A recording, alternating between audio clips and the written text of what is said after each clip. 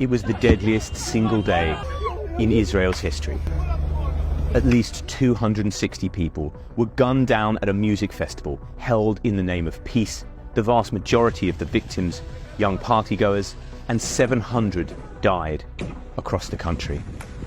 Their Hamas killers came from the sky in paragliders and stormed across the border from Gaza on motorbikes and in trucks, before unleashing a deadly hail of bullets.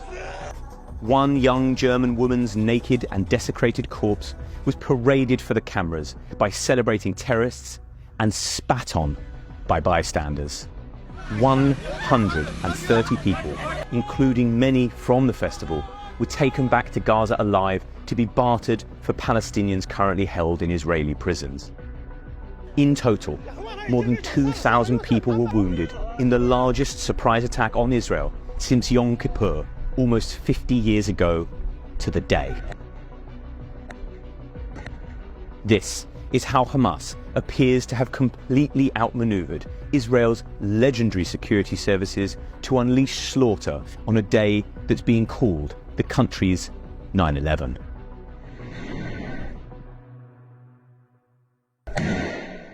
The border between Israel and Gaza is one of the most heavily monitored pieces of land anywhere in the world.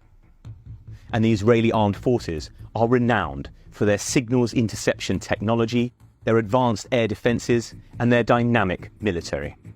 But on Saturday, somehow up to 1,000 Islamist fighters, led by Hamas, were able to cut holes in the fence separating Gaza from Israel using explosives and bulldozers, and stream through on motorbikes and pickup trucks. The attack appears to have started with drones suppressing lookout and surveillance posts, with video showing bombs raining down on fortified compounds. At the same time, several thousand missiles were fired into the south of Israel in an opening salvo which provided cover for the ground assault.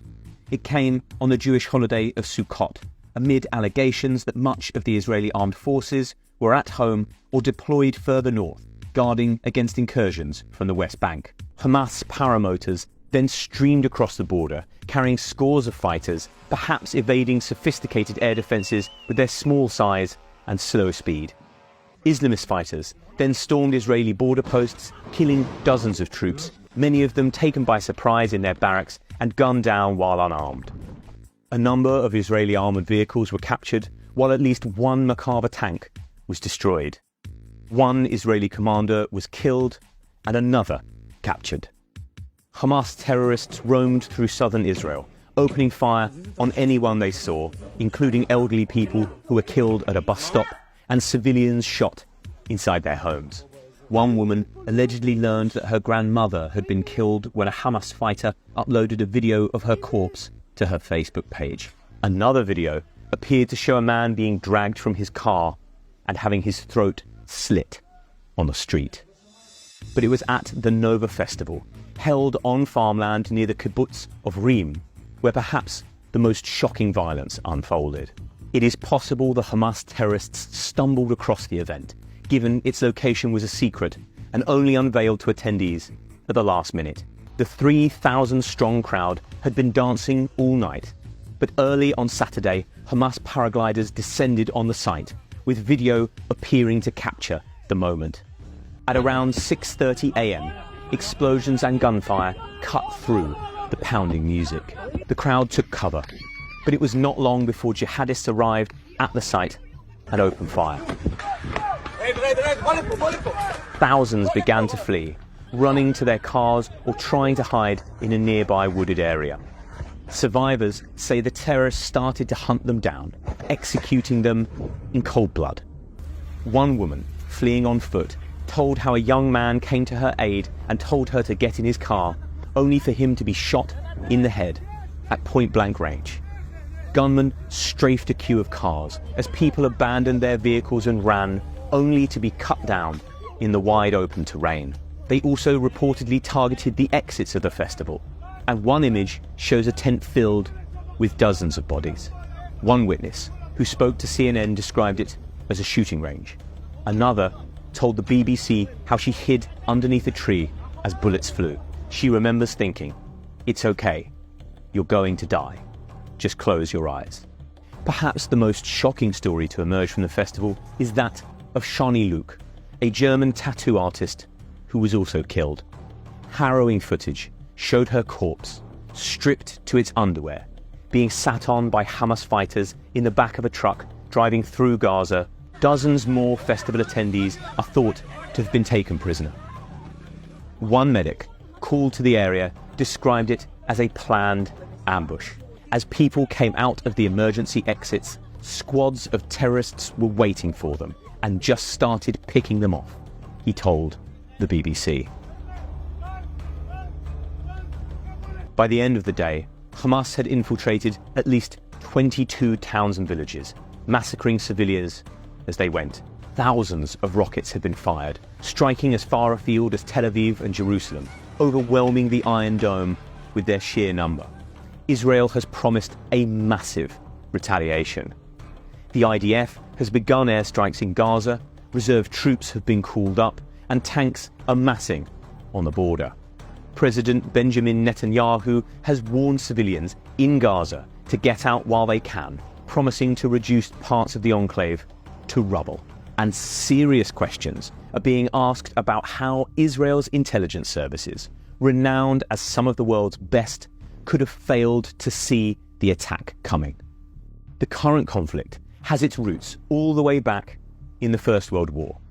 The British, hoping to secure support for their fight against the Turkish, agreed to facilitate, in their words, the establishment in Palestine of a national home for the Jewish people. There was some Jewish migration to the region around this time, but it was not until the end of the Second World War that the idea really caught traction in the wake of the Holocaust. In 1947, the UN adopted a resolution partitioning what was then the British Mandate of Palestine into two states, one Jewish, one Arab. The Jewish agreed to the partition. The Arabs and neighbouring Arab states did not, sparking the First War. That ended in 1949 with an Israeli victory, expanding their territory beyond the agreed borders and displacing some 750,000 Palestinians who fled into Jordan, Lebanon, Gaza and the West Bank.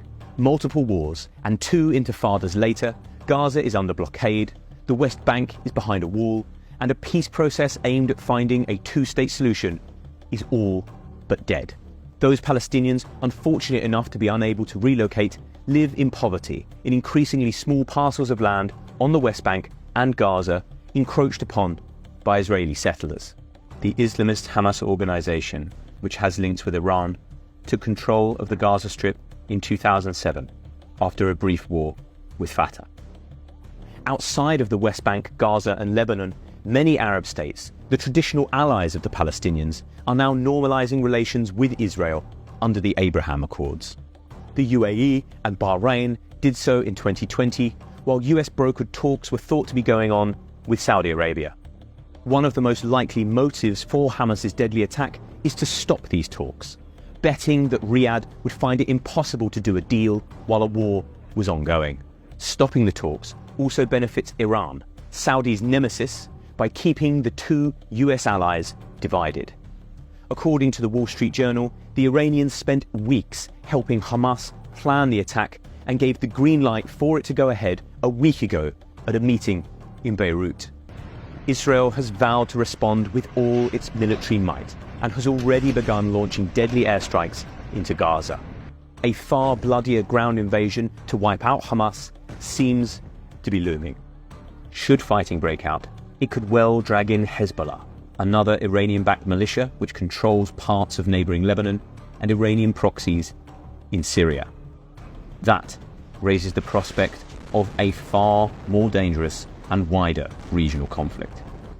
Any prospect of improved relations between Israel and Saudi Arabia is probably dead.